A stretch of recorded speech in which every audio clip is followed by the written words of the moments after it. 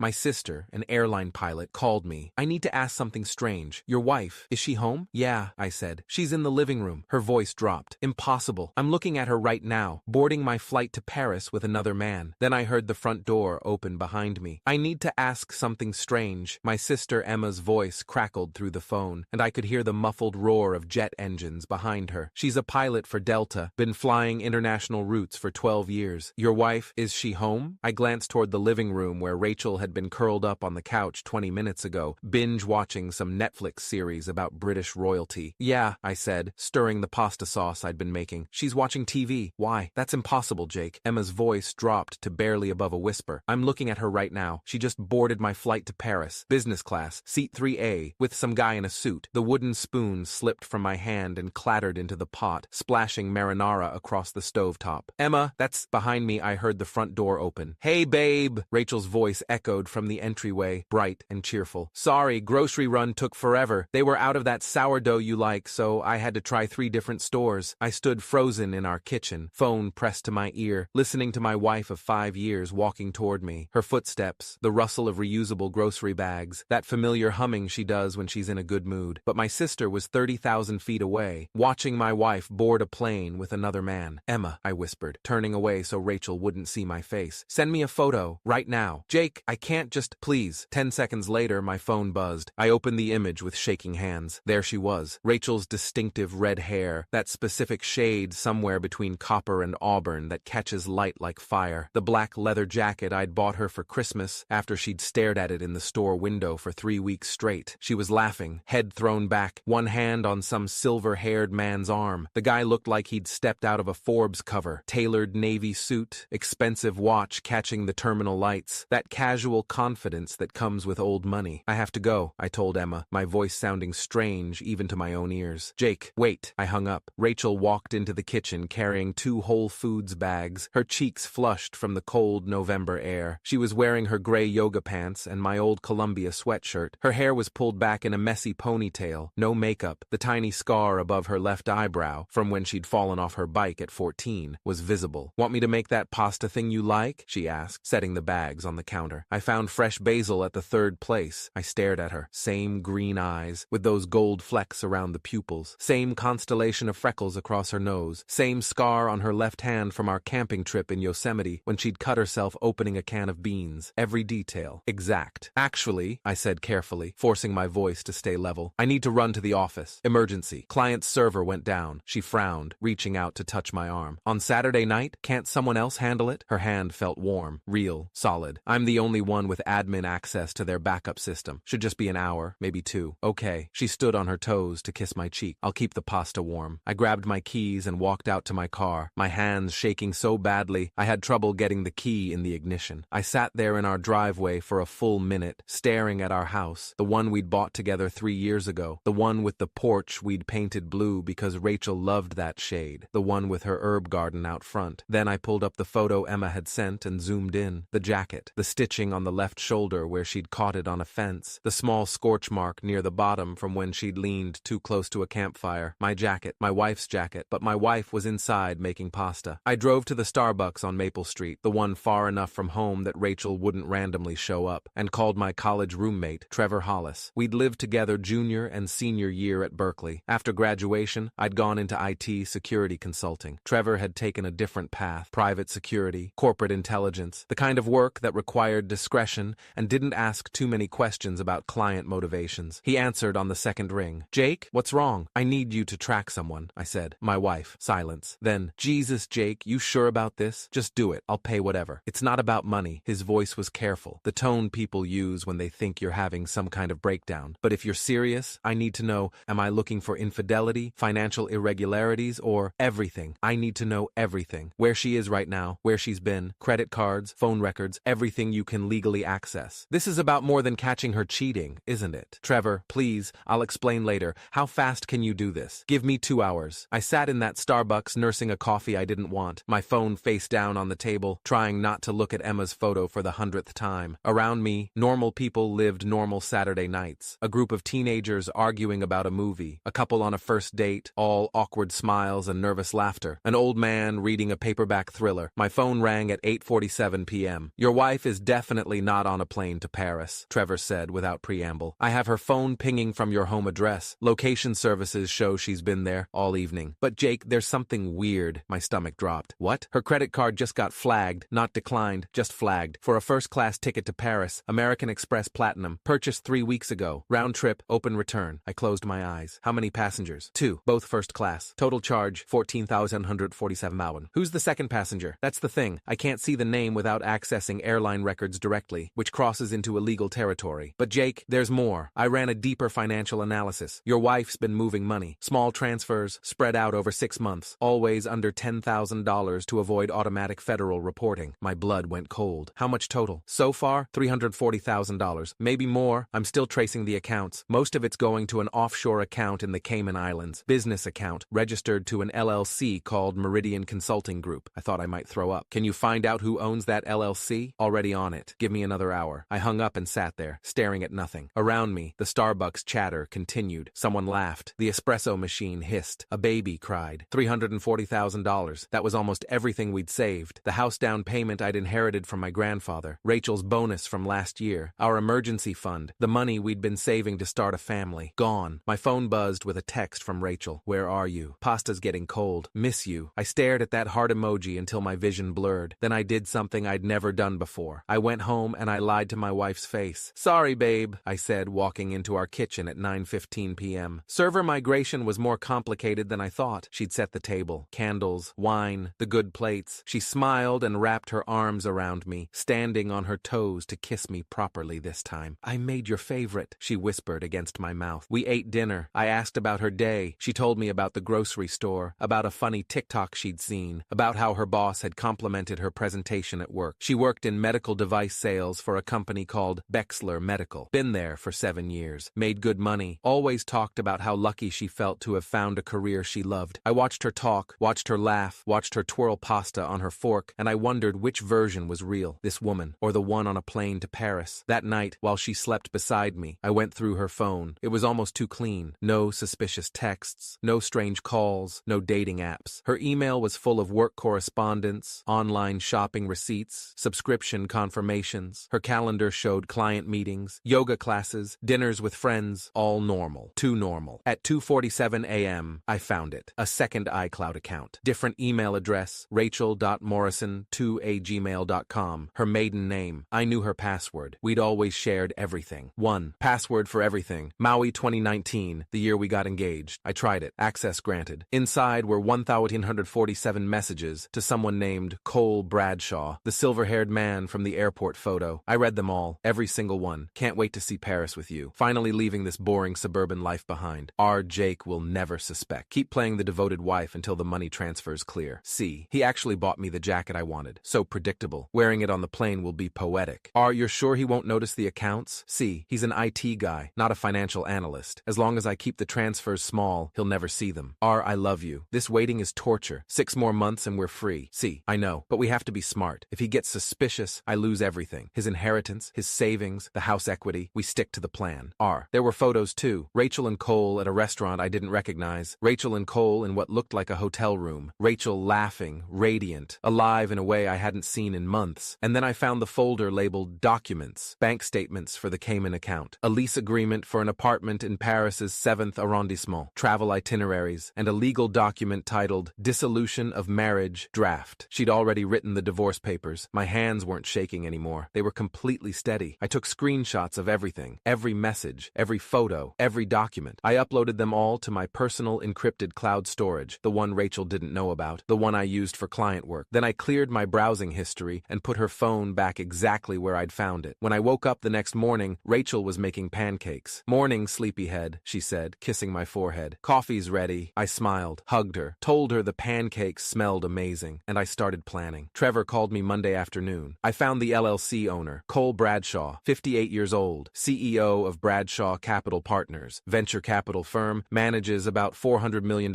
in assets, divorced twice, 3 grown kids, clean record, but his second ex-wife's divorce filing mentioned habitual infidelity and financial manipulation. Can you keep digging? Jake, I have to ask, what are you going to do with this information? I don't know yet, but I need to know everything before I decide. Okay, give me a few more days. That week was the strangest of my life. I went to work, work, came home, had dinner with Rachel, watched TV, made love to her. The whole time, I was thinking about those messages, about Cole Bradshaw, about $340,000, about that apartment in Paris. Rachel never once slipped up. She was perfect, attentive, loving. She asked about my day, laughed at my jokes, told me she loved me. Tuesday night, she made my favorite meal, her grandmother's lasagna recipe, the one she only made for special occasions. She'd lit candles, put on the playlist from our wedding reception, wore the dress I'd always said I loved. "What's the occasion?" I asked, forcing a smile. "No occasion," she said, pouring wine. "I just love you. Sometimes I forget to show it properly." I watched her across the table, candlelight catching the gold in her eyes, and I wondered if this was guilt, if some part of her knew this was goodbye, if she was playing a role, or if, in that moment, some fragment of the old Rachel, the one who'd cried at our wedding, who'd held my hand through my father's funeral, who'd stayed up all night with me when I was sick, was trying to surface one last time. "I love you too," I said. And in that moment, I meant it. I loved the woman I thought she was, the woman in my memories, the ghost that wore her face. Wednesday, Trevor sent me another update. "The offshore account isn't just receiving your money. There are deposits from 3 other sources. Looks like Bradshaw has been running this scheme before. You're not his first mark. You're just the latest. Can you trace the other sources?" "Working on it. But Jake, this is bigger than an affair. This is organized financial fraud. Bradshaw has a pattern. Targets successful, financially stable men through their wives or girlfriends, romances the women, convinces them to siphon funds slowly, promises them a new life. Then once the account is fat enough, he disappears with everything." My hands clenched around my phone. "So Rachel isn't even special to him. She's just another mark." "Probably. I found his dating profile on an exclusive millionaire matchmaking site, active as of 2 days ago. While he's texting Rachel about their future together, he's already hunting for the next target." That night, I looked at Rachel differently, not just as my betrayer, but as his victim too. She thought she'd found her soulmate, her escape from suburban monotony. She thought she was the exception, the one who'd finally tamed the Silver Fox CEO. She had no idea she was just inventory. Thursday morning, I called Deborah again. "I need to know, if I gather everyone together to reveal this, could that hurt my legal case?" "It's risky," she admitted. "Defense attorneys could argue you're attempting to publicly humiliate her, which might make judges less sympathetic. But if you frame it correctly, as transparency, as protecting others from similar fraud, as ensuring witnesses to prevent her from controlling the narrative, it could actually strengthen your position. Shows you're not hiding, not ashamed, and have nothing to fear from scrutiny. What if she never comes back? What if she stays in Paris? Then the criminal charges hit her anyway. The FBI doesn't need her permission to prosecute. And if she becomes a fugitive, that only makes her look worse. Either way, Jake, you win. The question is whether you want a quiet win or a public one." I thought about that leather jacket, about her laughing in those photos, about the message calling me predictable. "Public," I said. "I want everyone to know." On Thursday, she mentioned casually that her sister in Boston had invited her to visit the following weekend. "Just a girl's weekend," she said, chopping vegetables for a stir-fry. "Claire's going through a tough time with her divorce. She needs support." "Of course," I said. "You should go. When are you leaving?" "Saturday morning. Back Monday night. I'll miss you." She kissed me. "I'll miss you too, babe." I studied her face, looking for cracks, for guilt, for anything that might indicate she felt even a flicker of remorse. Nothing. Her eyes were clear, her smile genuine. She'd compartmentalized so completely that I might as well have been a character in a movie she was watching, not a real person she'd shared 5 years with. That night, I checked her hidden email account. New messages from Cole. "Flights booked. See you Saturday at CDG. Finally. C, I can't wait. Told Jake I'm visiting my sister. He bought it completely. R, once you're here, we don't have to hide anymore. C, 6 months of lying. Worth it for this. Love you. R, bring the documents. We need to close the final accounts as soon as you land. C, everything's ready. By Monday, Jake won't be able to touch any of it." RI took screenshots of those too. Friday night, I made one more call. Deborah Santos, 23 years practicing family law, partner at Santos and Wright. I'd used her firm for some contract reviews when I'd started my consulting business. "Deborah, I need advice. Hypothetically speaking, if someone discovered their spouse was planning to leave them and had already stolen significant assets. Jake, is this about you and Rachel? Hypothetically. Okay? Hypothetically, documentation is everything. Financial records, communications, evidence of intent. If you can prove premeditated theft and fraud, especially if marital assets were moved to hide them, you're looking at criminal charges on top of civil liability, but you'd need ironclad evidence. What if I had screenshots of messages detailing the theft, bank records, photos, and a witness who saw her board the plane with her accomplice?" Deborah was quiet for a moment. "Then, hypothetically, you'd have one of the strongest cases I've ever seen. But Jake, what? Make sure you're ready for what comes next. Once you light this match, there's no putting it out. Your Your life becomes public. Her life becomes public. Everything gets examined. Are you prepared for that? I looked around our kitchen, the refrigerator covered in our photos, the coffee maker we'd bought together, the herb garden she tended in the window. Yes, I said, I'm ready. Then document everything, every lie she tells, every movement. And when you're ready to strike, make sure it's decisive. No warning, no second chances, just truth. Understood. Saturday morning,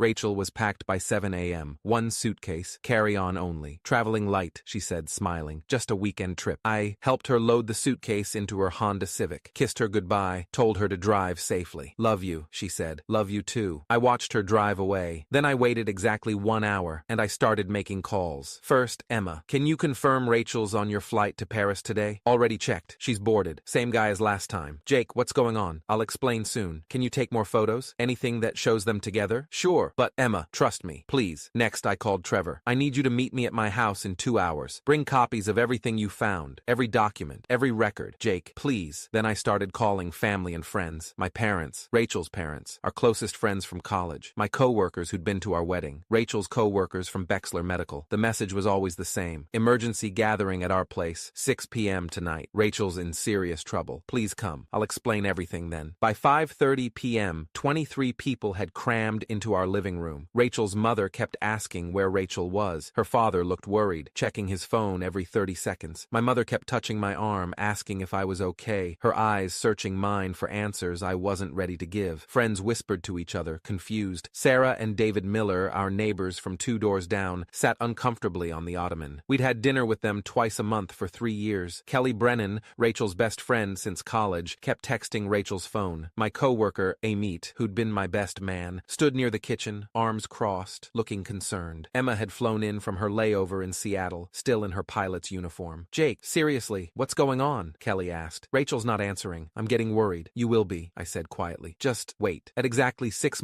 p.m., I connected my laptop to our TV. Trevor stood near the door, his private security instincts on alert, ready to handle any outbursts. Deborah had advised me to have someone present who could serve as a neutral witness to everyone's reactions. Thank you all for coming, I said, my voice steadier than I felt. I know this is unusual, but I needed you all here to witness something, because what I'm about to show you, Rachel would deny. She'd call me crazy. She'd say I doctored evidence. She'd try to make me the villain. So I need you all to see this together. Witnesses. Rachel's mother stood up, her face pale. Jake, you're scaring me. Where is Rachel? Rachel, I said calmly, pulling up my laptop screen, is currently at 37,000 feet, somewhere over the Atlantic Ocean, on a flight to Paris. Let me show you. I pulled up the photos Emma had sent. There was Rachel at the gate, looking radiant. Rachel boarding the plane, her carry-on in one hand, Cole's hand in the other. Rachel sitting in first class, seat 3A, champagne in hand, leaning into Cole Bradshaw, their fingers intertwined on the armrest between them. The timestamp showed 11:42 a.m. today, 5 hours ago. But she said, Rachel's mother started, her voice breaking. She said she was going to Boston to see Claire. I finished, my voice flat. Your daughter, Claire, who's been in Phoenix all week at a nursing conference. I called her this morning to confirm. She has no idea Rachel was supposedly visiting her. Kelly's hand flew to her mouth. Oh my God. I projected Emma's latest photo on the TV. Rachel and Cole, clearly intimate, clearly together. His hand on her thigh, her head on his shoulder. The kind of body language you can't fake, can't explain away. Who is that man? Rachel's father demanded, his voice tight with controlled rage. That's Cole Bradshaw, 58 years old, CEO of Bradshaw Capital Partners, a venture capital firm managing approximately $400 million in assets. He's been divorced twice, has 3 adult children, and he's been having an affair with your daughter for at least 8 months. I clicked to the next slide. Screenshots of their messages, blown up on our 65-inch TV so everyone could read them clearly. Can't wait to start our new life together in Paris. Finally free. Are worth every penny I invested in you. You'll be worth it. See, Jake has no idea I've been draining our accounts. He's so trusting. Almost feel bad. Almost. Rachel's mother gasped. Her father's face went white. I kept clicking through the messages. Every damning conversation. Every photo. Every detail of their plan. Over the past 6 months, I continued, my voice steady, clinical. Rachel has systematically transferred $340,000 from our joint accounts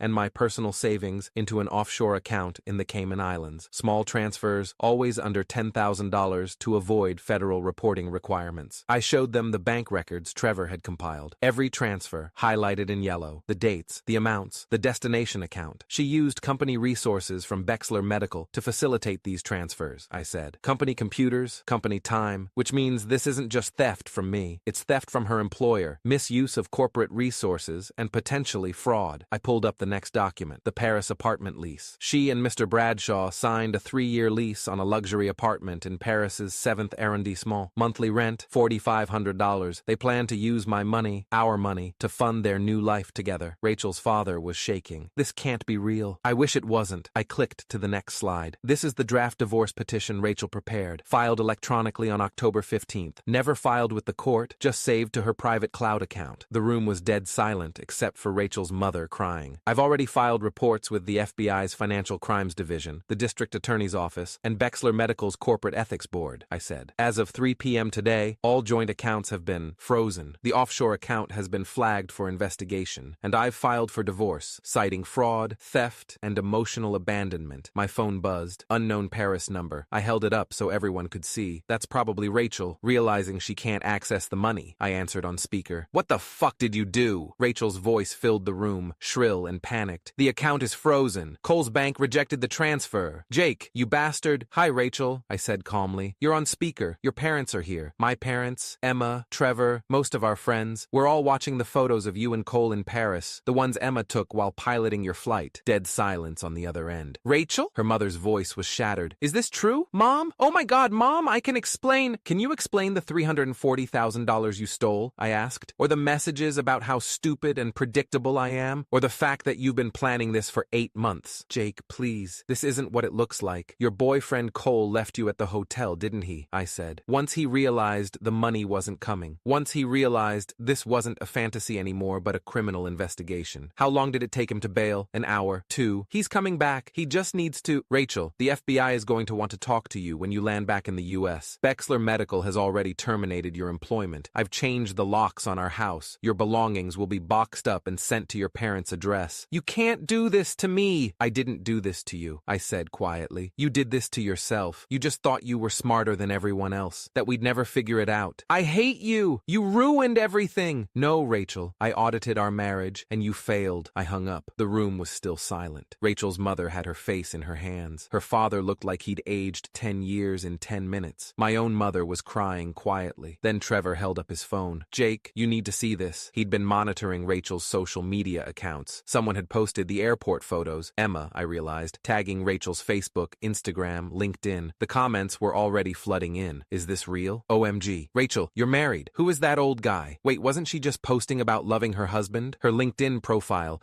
the one where she presented herself as a trusted medical device sales professional, was being bombarded with messages. Colleagues, clients. Her professional network was watching her image collapse in real time. My phone buzzed again. Different number. I answered without putting it on speaker this time. Mr. Garrison, this is Detective Lisa Huang with the San Francisco District Attorney's Financial Crimes Unit. We received your complaint this afternoon. I'd like to schedule a formal interview. We're very interested in the documentation you mentioned. Of course, Detective. When works for you? Monday morning, 9 a.m. Bring everything. I'll be there. When I hung up, everyone was staring at me. That was the DA's office, I said. They're opening a criminal investigation. Rachel's father finally spoke. Jake, I'm so sorry. We had no idea. I know you didn't. If we'd known, it's not your fault. She fooled everyone. That's what made her good at it. They left slowly, one by one. Hugs, apologies, shock. Rachel's parents stayed the longest, her mother sobbing, apologizing over and over for their daughter's betrayal. When everyone was gone, I sat alone in the living room we'd decorated together. The couch we'd picked out at IKEA. The rug Rachel had found at a flea market. The photos on the wall from our wedding, our honeymoon, our life. My phone buzzed one more time. Please, I'm sorry. I made a mistake. I'm scared. I'm alone. Please help me. Please. I looked at that message for a long time. Then I blocked the number, poured myself a drink, and sat in the silence. 3 weeks later, Detective Huang called. Mr. Garrison, I wanted to update you. We've formally charged Rachel Garrison with wire fraud, theft, and conspiracy to commit financial fraud. Mr. Bradshaw is also being investigated. If convicted, she's looking at 5 to 7 years federal prison time. What about the money? We've recovered $287,000 so far. The rest was spent on the Paris apartment deposit and travel. You'll get most of it back, minus legal fees and restitution costs. Thank you, Detective. For what it's worth, Mr. Garrison, you handled this exactly right. Documentation, evidence, witnesses. Most people confront their spouse, get into a screaming match, destroy the evidence. You stayed calm, built a case. That's rare. I work in IT security, I said. I know how to document vulnerabilities. She laughed, short and sharp. Well, you documented this one perfectly. The divorce divorce was finalized 4 months later. I got the house, my savings minus what she'd stolen, and a clean break. Rachel took a plea deal. 3 years in federal prison, full restitution, permanent record. Cole Bradshaw lost his CEO position when the board discovered he'd been using company funds to wire money to Rachel. His reputation in venture capital was destroyed. I sold the house 6 months after the divorce finalized. Too many ghosts. Emma came to help me pack. "You doing okay?" she asked, wrapping glasses in newspaper. "Better than I expected," I said. "You know what the weird part is?" "What?" "I'm not even angry anymore. I was for a while, but now I just feel relieved, like I escaped something that would have destroyed me eventually." "You did escape," Emma said, "because I called you that day." "Yeah," I looked at her. "Thank you for that, for trusting your gut. That's what family does." My phone buzzed. A message from a number I didn't recognize. "I'm out on bail. Can we talk? I've changed. I'm getting therapy. Please." I showed Emma. She raised an eyebrow. "You going to respond?" I deleted the message and blocked the number. "No," I said. "Some stories don't get happy endings. They just get endings."